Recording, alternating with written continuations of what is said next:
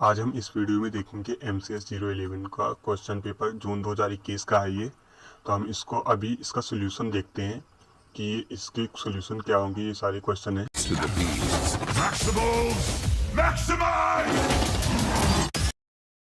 तो सबसे पहला क्वेश्चन है, write an algorithm and draw a corresponding flow chart to check whether the given year is leap year और not. मतलब algorithm लिखना है जो ये चेक करेगा कि वो लीप ईयर है कि नहीं है।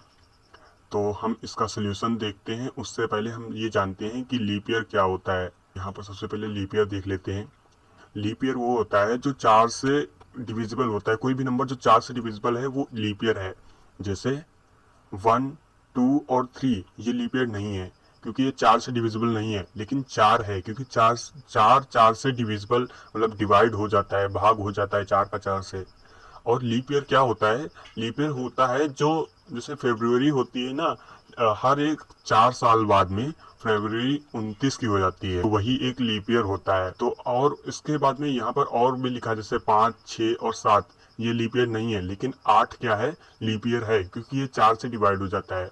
और उसके बाद में 100, 200, 300 ये लीप ईयर नहीं है क्योंकि ये सेंचुरी ईयर है। मतलब ये 4 से तो डिवाइड हो जाते हैं, 4 वाली कंडीशन तो सही है इसमें, मतलब 4 से डिवाइड हो जा रहे हैं। लेकिन ये सेंचुरी ईयर है, मतलब 100 से भी डिवाइड हो रहे हैं। तो इनमें हमको एक और कंडीशन चेक करनी पड़ेगी। अगर ये वाले आ रहे हैं तो इनमें हमको कंडीशन चेक करनी पड़ेगी, क्या ये 100 से डिवाइड हो रहे हैं? अगर 100 से डिवाइड हो रहे हैं कोई भी ईयर तो वो लीप ईयर नहीं होगा। ठीक है, जो भी सेंचुरी ईयर मतलब 100 से, देखो 100 से डिवाइड हो जाता है, 200 भी 100 से डिवाइड हो जाता है, 300 भी 100 से डिवाइड हो जाता है और 400 भी 100 से डिवाइड हो जाता है। लेकिन 400 वाले में हमको ये देखना है कि वो 400 से डिवाइड हो रहा है कि नहीं। हमको एक और तीसरी कंडीशन भी देखनी पड़ेगी क्योंकि 400 पे जो होता है वो लीप ईयर हो जाता है। मतलब अगर 300 तक है कोई भी सेंचुरी ईयर, मतलब 100 से डिवाइड हो रहा है, ठीक है, तो वो लीप ईयर नहीं है। लेकिन अगर 400 से हो जा रहा है, 100 वाली कंडीशन मतलब सही है कि वो उससे डिवाइड हो जा रहा है। लेकिन उसके बाद हमको एक और कंडीशन चेक करनी है कि क्या वो 400 से डिवाइड हो रहा है। अगर 400 से डिवाइड हो जा रहा है तो फिर वो लीप ईयर है। और अगर 400 से डिवाइड नहीं हो रहा है तो सेंचुरी ईयर को हम लीप ईयर नहीं बोलेंगे। जैसे ये 500 है, 600 है, 700 है, ये सारे लीप ईयर नहीं है, भले ही ये 4 से डिवाइड हो जाते हैं। ठीक है, लेकिन 800 है क्योंकि 800 400 से डिवाइड हो जाता है। ठीक है, तो सेंचुरी ईयर लीप ईयर नहीं होते हैं, और एक्सेप्ट 400 के डिवाइड वाले जितने भी होते हैं। और 4 से तो ये जितने भी मतलब 100 के नीचे जितने भी डिवाइड हो जा रहे हैं या फिर 200 के अंदर जितने भी डिवाइड हो जा रहे हैं वो सारी लीप ईयर होंगी क्योंकि वो 4 से डिवाइड हो जा रहे हैं। ठीक है, तो हम सबसे पहले अब इसका सोल्यूशन देखते हैं। यहाँ पर ये एल्गोरिथम लिखा है, राइट एन एल्गोरिथम वही वाला क्वेश्चन है जो अभी दिखाया था। यहाँ पर ये देखिए, write an algorithm and draw a corresponding flow chart to check whether the given number is given year is leap year. ठीक है, तो अभी इसका आंसर देखते हैं। राइट एन एल्गोरिथम वही है। ठीक है, अब इसका हम यहाँ पर देखते हैं। सबसे पहले एल्गोरिथम स्टार्ट यहाँ पर लिखना पड़ेगा। उसके बाद में हम ईयर एक वेरिएबल बनाएंगे, उसकी वैल्यू को हम यूजर से एंटर करवा कर उसको रीड करेंगे। ठीक है, उसके बाद में if the year is divisible by 4, तो फिर हमको क्या करना है, देन गो टू स्टेप 4। यहाँ पर जाना है हमको, स्टेप 4 मतलब अगले स्टेप पे जाना है। एक और कंडीशन चेक करनी पड़ेगी। ठीक है, नहीं तो हम क्या करेंगे, हम बता देंगे कि ये डिविजिबल नहीं है। स्टेप 7 पर क्या है कि लीप ईयर नहीं है। ठीक है, स्टेप 7 पर अगर चले गए तो मतलब ये लीप ईयर नहीं है। ठीक है, उसके बाद में अगर मतलब डिविजिबल है 4 से, ठीक है, तब हम यहाँ पर जाएंगे स्टेप 4 पर। अब एक और कंडीशन चेक करेंगे, क्या वो सेंचुरी ईयर है। अगर सेंचुरी ईयर है तो फिर उसके लिए हम एक और कंडीशन चेक करेंगे क्योंकि 400 वाला जो सेंचुरी ईयर होता है वो होता है, लेकिन और सारे सेंचुरी ईयर जो होते हैं वो लीप ईयर नहीं होते हैं। ठीक है, तो अगर इसमें ये लीप ईयर हुआ मतलब सेंचुरी ईयर हुआ ही नहीं, तो हम डायरेक्ट बोल सकते हैं कि वो लीप ईयर है क्योंकि वो 4 से तो पहले ही डिवाइड हो चुका है। बस हमको ये चेक करना है कि यहाँ पर सेंचुरी ईयर हो रहा है कि नहीं हो रहा है। ठीक है, उसके बाद में स्टेप 6 पर जाएंगे। अगर नहीं है तो स्टेप 6 मतलब कि यहाँ पर हम बोल देंगे कि ये लीप ईयर है। अगर नहीं है, ये सेंचुरी ईयर नहीं है, तो फिर हम डायरेक्ट बोल सकते हैं ना कि ये लीप ईयर है क्योंकि 4 से तो डिवाइड हो ही रहा है। और उसके बाद में अब यहाँ पर जैसे अगर है, ठीक है, अगर कंडीशन सही हो जाती है तब हम यहाँ पर स्टेप 5 पर जाएंगे। If the year is divisible by 400। अब हम यहाँ पर चेक करेंगे कि जो सेंचुरी ईयर है वो 400 से डिवाइड हो रहा है कि नहीं। अगर हो रहा है तो फिर हम बोल देंगे कि वो लीप ईयर है, अगर नहीं होगा तो फिर हम बोलेंगे नहीं है। और उसके बाद में यहाँ पर ये स्टेप 8 क्या होगा, स्टॉप हो जाएगा। और उसका अब यहाँ पर फ्लो चार्ट भी देखिए।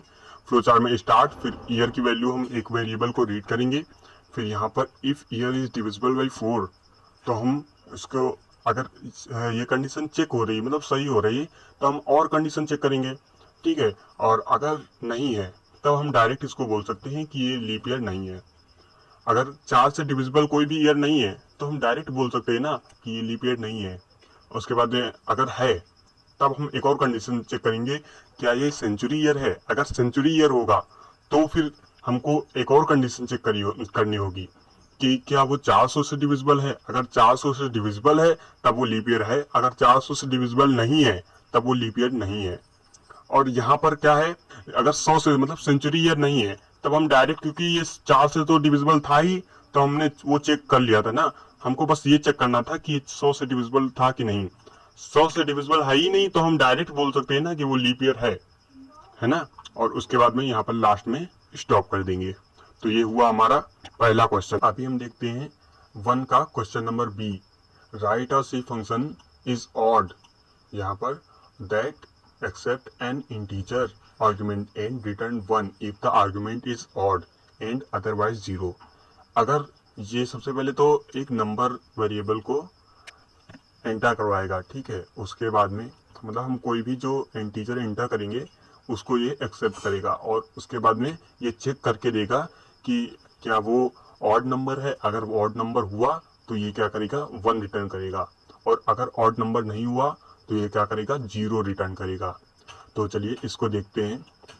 तो ये देखिए यहाँ पर ये वाला वही क्वेश्चन है, ठीक है। इसका यहाँ पर आंसर लिखा है मैंने। तो ये सबसे पहले हम इंक्लूड करते हैं हैश इंक्लूड stdio.h और यहाँ पर ये इज ऑड का नंबर है, ठीक है। यहाँ पर हमने ये फंक्शन बनाया है इज ऑड। ये क्या लेता है, एक इंटीजर लेता है। अगर कोई भी सम नंबर होगा तो वो 2 से डिवाइड हो जाता है हमेशा, तो उसकी वैल्यू हमेशा 0 हो जाती है। तो यहाँ पर हम क्या करेंगे, जो सम नंबर आएगा ना तो उसका 0 कर देंगे।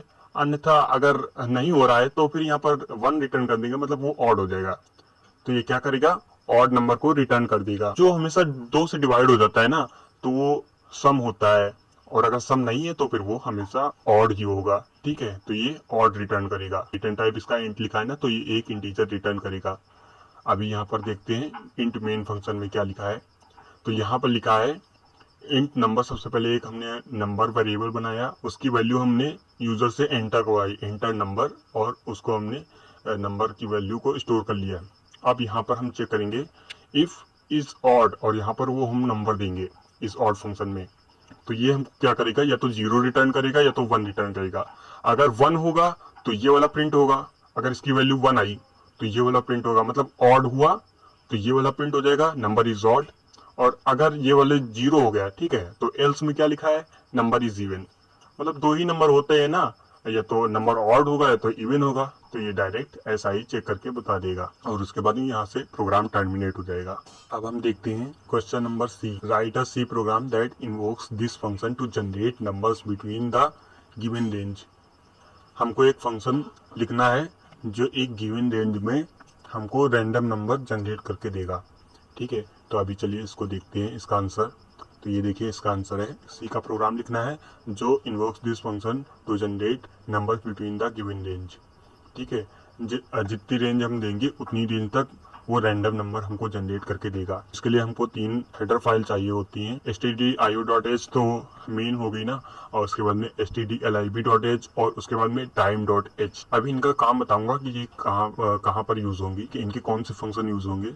तो अभी इसका क्या है, ये हमने एक फंक्शन बनाया है यहाँ पर मेन फंक्शन के बाहर, जो क्या करता है, एक लोअर इंटीजर को लेता है और एक अपर इंटीजर को लेता है, जिसके बीच में हमको रैंडम नंबर को जनरेट करके देखना है। ये 2 वैल्यू लेगा, लोअर वैल्यू और अपर वैल्यू, और यहाँ पर काउंट यानी कितने बार हमको नंबर जनरेट करना है, ठीक है, ये काउंट ये बताता है। और यहाँ पर ये इंट आई सबसे पहले लिखा, और उसके बाद में एस रैंड, ये क्या करता है, use current time as seed for random generator. ये एक सीड के तरीके लेगा, मतलब एक आधार के तरीके लेगा टाइम को।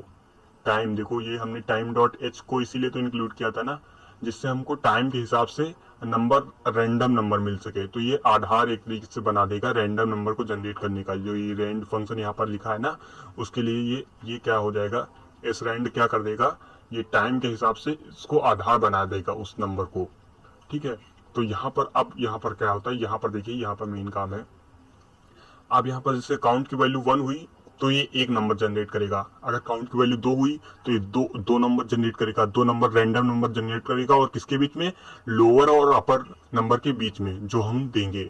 ठीक है, तो यहाँ पर अब इसको देखते हैं। मान लिया अभी काउंट की वैल्यू 1 है, तो ये एक ही बार समझो लूप चलेगा। ठीक है, तो ये एक नंबर, रैंडम नंबर इनके बीच में देगा। ठीक है, तो int number is equal to, यहाँ पर रैंड, ये मतलब ये रैंडम नंबर देगा, और रैंडम कोई भी नंबर यहाँ पर आ जाएगा, उसको हम परसेंटेज अपर माइनस लोअर प्लस 1 इसको करेंगे ना, तो उसके बीच में जो भी नंबर होगा वो यहाँ पर हो जाएगा। और उसके बाद में लोअर, मतलब लोअर से उसको बढ़ा देंगे, मतलब वो लोअर लेवल तक तो होगा ही नंबर, और उसके बाद में उसके बीच में नंबर्स में होगा, और उसके बाद में यहाँ पर हम प्रिंट कर देंगे उस नंबर को। जैसे 2 हुआ तो 2 बार ये फंक्शन चलेगा, और 2 बार रैंडम नंबर यहाँ पर दिखेंगे। और अभी हमको क्या करना है, ये जो हमने मेन फंक्शन के बाहर इसको बनाया है ना, इसको हम कॉल करेंगे। यहाँ पर इंट मेन फंक्शन बनाएंगे, और यहाँ पर लोअर, अपर और इसकी वैल्यू को सेट कर देंगे। ठीक है, और यहाँ पर प्रिंट रैंडम नंबर, उसके लिए हम यहाँ पर लोअर वैल्यू को देते हैं। तो मैंने लोअर वैल्यू 5 दी और अपर वैल्यू 7 दी, तो मतलब 5 और 7 के बीच में यहाँ पर ये रैंडम नंबर जनरेट करेगा। और काउंट क्या है, 1, मतलब एक नंबर जनरेट करेगा। तो ये हुआ आपका इसका program, program that invokes this function to generate numbers between the given range. तो यहाँ पर आप फंक्शन का नाम, जैसे प्रिंट रैंडम्स लिखा है, तो आप यहाँ पर दिस लिख सकते हैं, दिस। ठीक है, ये दिस लिख देना तो आपका सही हो जाएगा। यहाँ पर प्रिंट रैंडम्स के बजाय यहाँ पर दिस लिख देना, यहाँ पर दिस लिख देना, और यहाँ पर दिस लिख देना। ठीक है, बस आपका काम हो जाएगा, ये आपका आंसर हो जाएगा। अभी ये वाला क्वेश्चन नंबर 1D, 1E और 1F, उसको बाद में देखेंगे। इनको हम अगले नेक्स्ट वीडियो में देखेंगे, क्योंकि ये वाला वीडियो बहुत बड़ा हो रहा है। ठीक है, तो हम उनको बाद में देखेंगे। उसमें आपको और भी इससे बड़े बड़े प्रोग्राम मिलेंगे, तो वो ज़्यादा बड़ा हो जाएगा वीडियो, तो हम इसको अभी इसी में स्टॉप करते हैं। अगर आपको वीडियो पसंद आया हो तो वीडियो को लाइक जरूर कर देना। मैंने आपको अच्छे से एक्सप्लेन करने की कोशिश की है। Thanks for watching.